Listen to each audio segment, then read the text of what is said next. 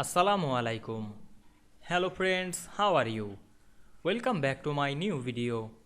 In this video, I am going to show you how to insert triple scalar product equation in Microsoft Word. Let's get started. Firstly, we have to open a Word document. Now we want to insert triple scalar product equation in this document. Go to the Insert menu. Then click the Equation drop down menu and go to the More Equation from Office.com. Then find the triple scalar equation.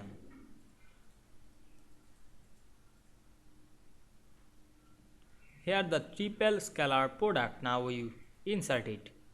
Now we can see we insert the triple scalar product equation very easily. You can edit the equation, click the equation box and edit any text. Select the text and edit it.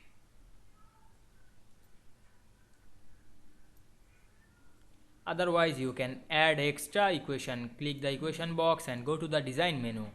You can add fraction or script, radical, integral, Raj operation, etc.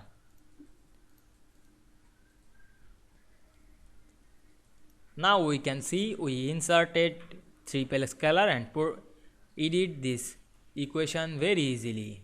I hope you enjoyed the video. Please like, comment, share and subscribe my channel. Thanks for watching.